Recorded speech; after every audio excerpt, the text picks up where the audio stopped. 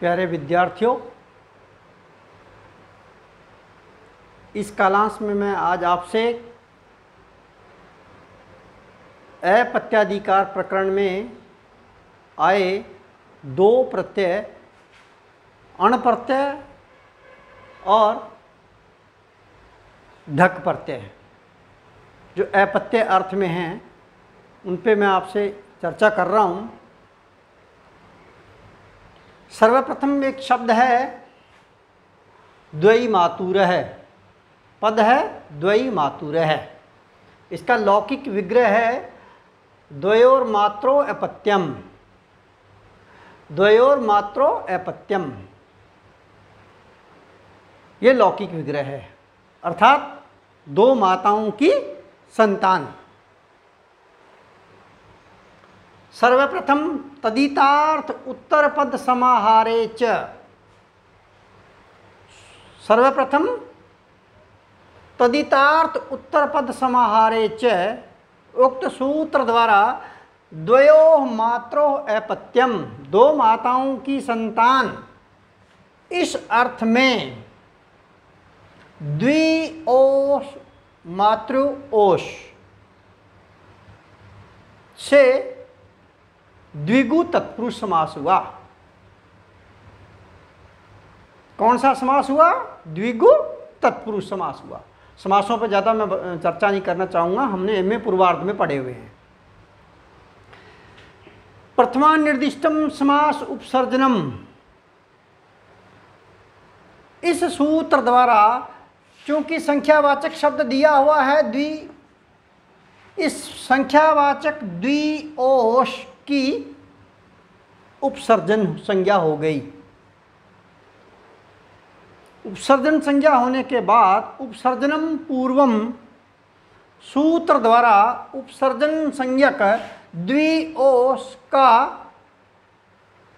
पूर्व निपात हुआ, तो स्थिति बनी द्विओष मातृओष। कृतदित समासा सूत्र द्वारा समग्र शब्द समुदाय की प्रातिपदिक संज्ञा कर दी। किस किस की? द्विओष धन मातृओष की प्रातिपदिक संज्ञा हो गई। सुप्पो धातु प्रातिपदिकों सूत्र से सुप्पों का लोप हो गया। किस किस का? ओष का और इस ओष का, दोनों सुप्पों का लोप हो गया, तो स्थिति बनी द्विधन मातृ। अगला सूत्र है मातु उत्संख्या संभद्र पूर्वाया। क्या सूत्र है? मातु उत्संख्या संभद्र पूर्वाया। इस सूत्र द्वारा अपत्य अर्थ में, संतान अर्थ में अण प्रत्यय होता है। साथ ही साथ यह सूत्र क्या कहना चाहता है कि जो मातृ के जो रू दे रखा है, इस रू को उत आदेश भी होता है। उत का मतलब ह्रस्व उ ही आदेश होगा, ह्रस्व उ आदेश हुआ, तो स्थिति क्या बनी? द्वि मात तहलंत उ और अण का अ। उर्ण रपर से रपर आदेश हुआ, रपर आदेश होने पर द्वि मात उर और अ, जब सबको मिलाया तो बना द्विमातुर। तदिति स्वचामादे सूत्र द्वारा द्विमातुर जो दे रखा है शब्द है, उसके आदि अच को वृद्धि आदेश हो गया, अर्थात ई को वृद्धि आदेश ऐ हो गया। ऐसा होने पर द्वैमातुर ये बना। फिर उसी प्रकार से सोजस सूत्र से प्रथम विभक्ति के एकवचन में हम लोग सु लाएंगे और स हलंत का रुत्व विसर्ग करने पर द्वैमातुरः, इस प्रकार ये प्रयोग सिद्ध होता है। ये तो हो गया प्रथम शब्द द्वैमातुरः। दूसरे पे जा रहा हूं। दूसरा दे रखा है शब्द है वैन्तेय। वैनतेय। लौकिक विग्रह हुआ इसका विनताया अपत्यम। क्या हुआ? विनताया अपत्यम, विनता की संतान। तो विनता का पुत्र है गरुड़ जी महाराज। गरुड़ सर्वप्रथम स्त्रीभ्यो ढक, एक सूत्र है स्त्रीभ्यो ढक। स्त्री प्रत्यांत प्रातिपदिकों से अपत्य अर्थ में ढक प्रत्यय होता है।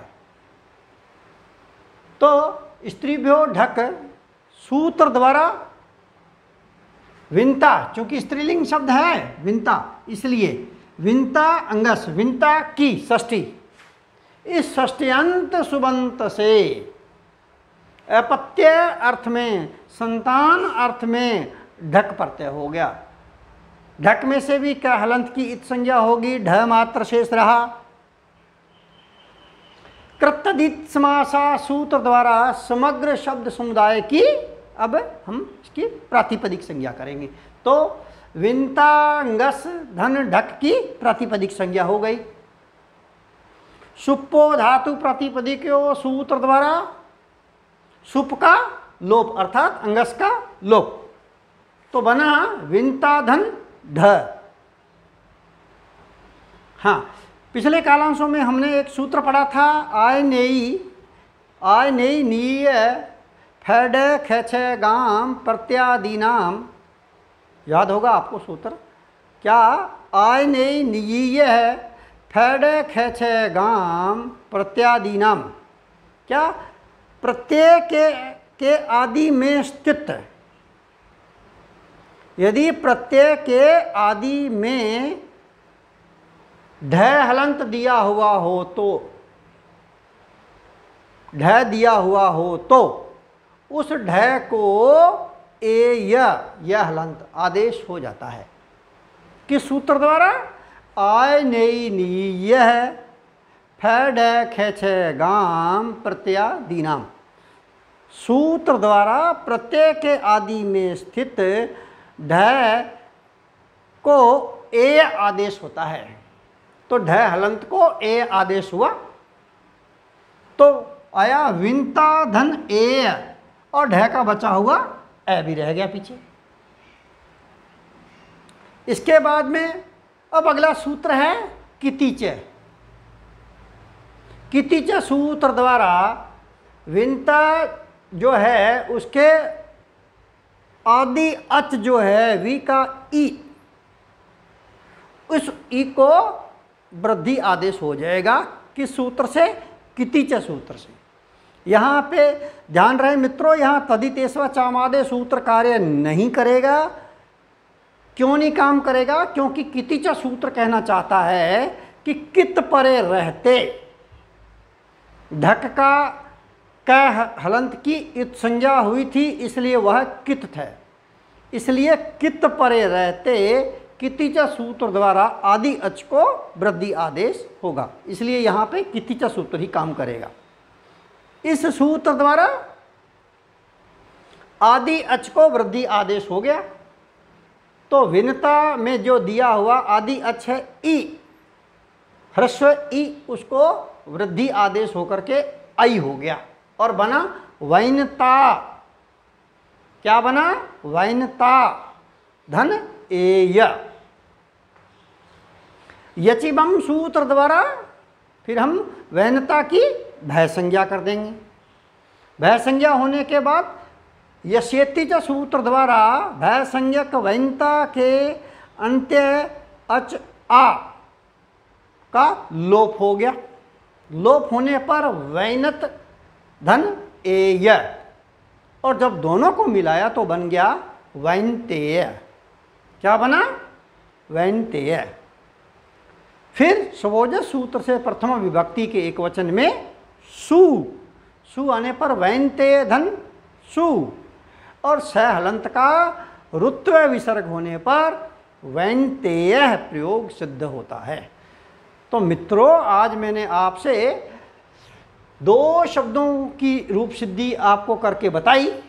एक तो है द्वयी मातुर है, और जो दो माताओं की संतान, ये अपत्य अर्थ में ही है, और अपत्य अर्थ में ही है वैन्तेय, अर्थात विन्ताया अपत्यम, विन्ता की संतान गरुड़। ये दो शब्दों की मैंने आपको सिद्धि करके बताई। कल आगे वाले कालांश में अपत्यार्थ में जो भी और प्रत्यय आएंगे उनको लेकर के मैं फिर आपसे चर्चा करूँगा। मुझे आशा नहीं, पूर्ण विश्वास है कि आपको ये भली भांति समझ में आ रहा होगा। परीक्षा की दृष्टि से ये मैं महत्वपूर्ण पदों को ही आपके सामने रख करके उनकी सिद्धि भी करके बता रहा हूँ। आशा है मुझे आपको पूरी तरह से बात समझ में आ रही होगी। जय हिंद, जय भारत, फिर मिलते हैं।